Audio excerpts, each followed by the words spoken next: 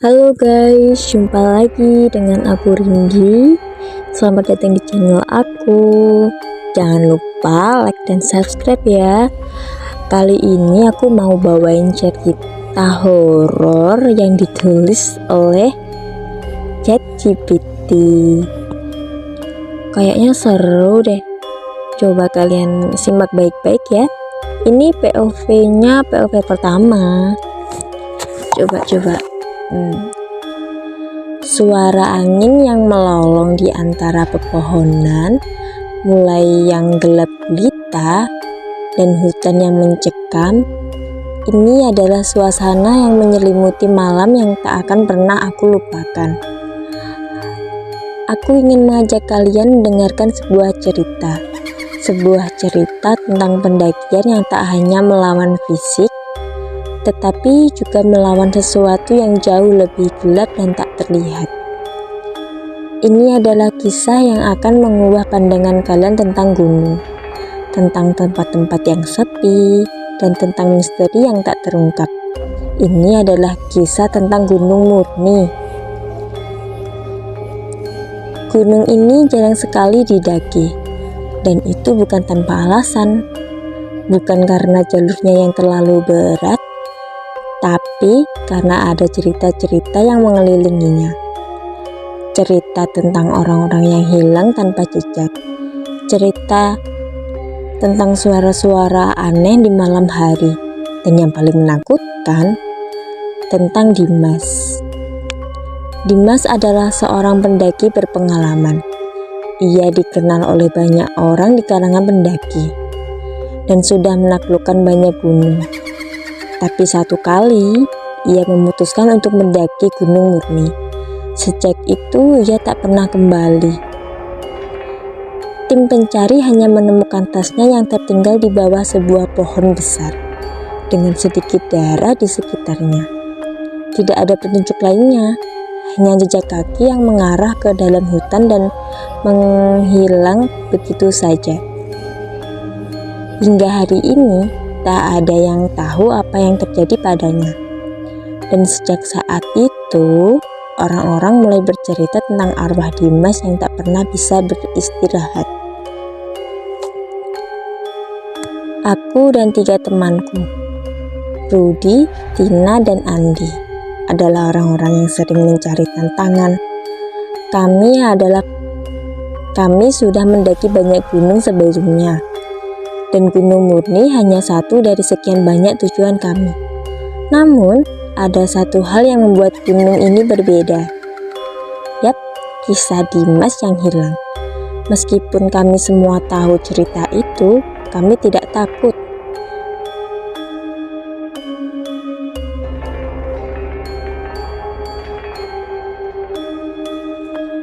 Malahan, kami semakin tertarik. Mungkin karena rasa penasaran yang membara. Mungkin juga karena seperti kebanyakan orang muda, kami merasa tak terkalahkan. Kami memulai perjalanan pada pagi hari yang cerah. Udara segar, sinar matahari yang menembus pepohonan, dan jalur pendakian yang terbilang mudah membuat kami merasa percaya diri. Kami tertawa, berbicara, saling bercanda. Semuanya terasa biasa, seperti pendaki lainnya. Tapi seiring dengan semakin dalamnya kami memasuki hutan, suasana mulai terasa berbeda. Udara di sekitar kami menjadi semakin dingin, dan keheningan yang menyelimuti tempat ini terasa sangat berat. Kami terus berjalan, melewati pepohonan tinggi yang nampaknya sudah ada sejak lama. Setiap langkah terasa semakin berat, dan suara langkah kaki kami yang memecah keheningan semakin terdengar menonjol. Tiba-tiba, Tina yang berjalan di depan berhenti dan menoleh. Wajahnya tampak cemas. Ada yang aneh, katanya pelan. Kalian dengar itu? Kami menoleh ke sekeliling. Tak ada suara hewan atau burung. Hanya keheningan. Itu hanya angin, jawab Rudy sambil tertawa. kita sedang berada di hutan biasa saja. Tapi ada sesuatu yang berbeda kali ini. Suara-suara yang biasanya terdengar di hutan, suara daun berdesir, suara burung, semuanya hilang. Hanya ada hening. Dan aku merasa ada sesuatu yang mengawasi kami dari jauh. Wah. Kami terus berjalan. Hingga akhirnya setelah beberapa jam mendaki, kami tiba di sebuah clearing yang cukup luas, di mana sebuah aliran sungai kecil mengalir jernih. Kami memutuskan untuk beristirahat dan mendirikan tenda di sini, jauh dari keramaian. Matahari mulai terbenam, dan malam semakin mendekat. Kami menyalakan api unggun dan duduk mengelilinginya, menikmati makanan ringan yang kami bawa. Tapi suasana tidak lagi terasa nyaman. Semakin malam, semakin aneh perasaan yang kami rasakan. Rudy mencoba bercanda, tapi ketegangannya terasa jelas. Bahkan Andi, yang biasanya paling santai, mulai terlihat gelisah. Aku pertama kali mendengar suara itu. Langkah kaki, pelan tapi jelas terdengar. Suara itu datang dari dalam hutan, dari arah yang tidak jauh dari tempat kami berkemah. Aku menoleh, mencoba memastikan apa yang aku dengar. Tapi di luar api unggun, hanya ada kegelapan. Semua teman-temanku tampak tidak sadar akan suara itu. Apa itu? Gumam Tina dengan nada takut. Tak ada apa-apa, jawabku mencoba menenangkan. Pasti hanya hewan. Tapi suara itu tidak berhenti. Semakin jelas, semakin dekat. Aku bisa merasakannya. Itu bukan suara hewan. Langkah kaki itu terdengar seperti seseorang yang berjalan pelan, berhati-hati, mendekat ke arah kami. Aku melihat ke arah Rudy dan Andi, tapi mereka hanya terlihat bingung. Rudy, Andi, kalian dengar itu? Tanyaku pelan. Mereka diam, kemudian mengangguk pelan. Iya, kata Andi, suaranya bergetar. Ada sesuatu di luar sana. Kami duduk diam, saling menatap, berusaha tidak menunjukkan rasa takut. Tapi semakin malam, semakin jelas suara langkah itu, tepat di luar cahaya api unggun. Sesuatu bergerak di antara pepohonan. Aku berdiri perlahan, berusaha melihat lebih jelas. Namun tak ada apa-apa, tak ada suara lagi, seolah semuanya menghilang begitu saja. Namun, tiba-tiba Tina berteriak. Ada seseorang, katanya. Kami semua terperanjat dan langsung berlari ke tenda.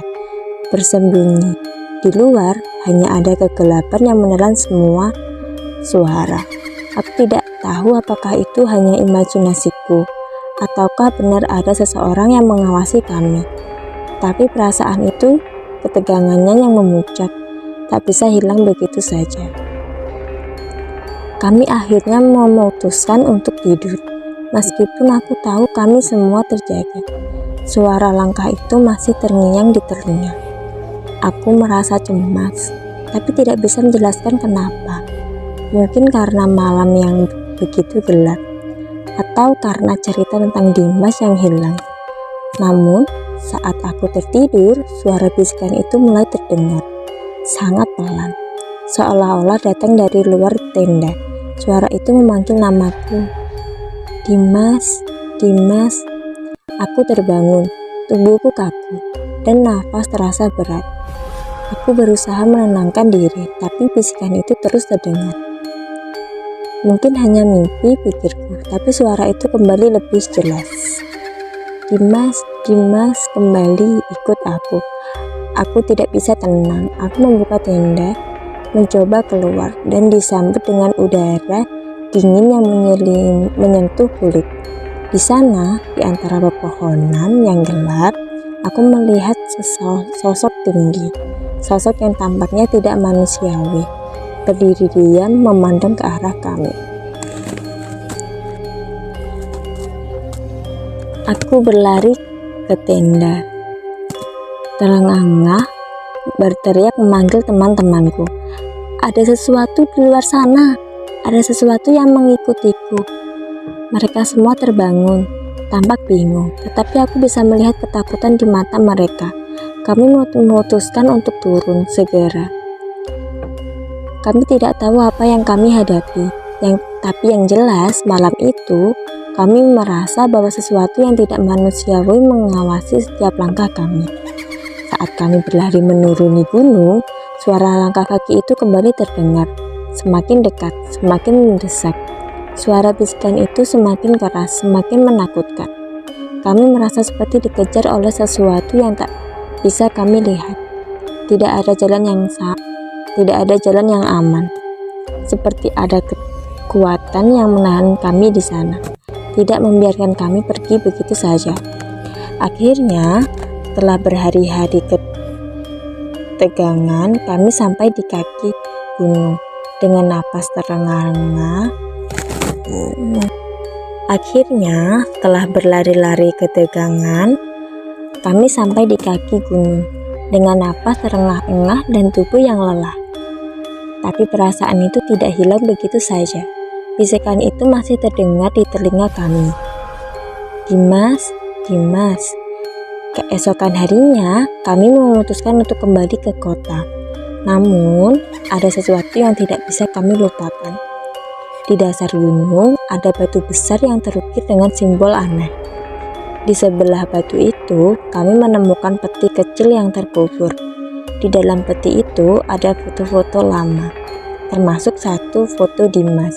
Itu adalah foto yang diambil beberapa minggu sebelum ia mendaki Gunung Murni untuk terakhir kalinya.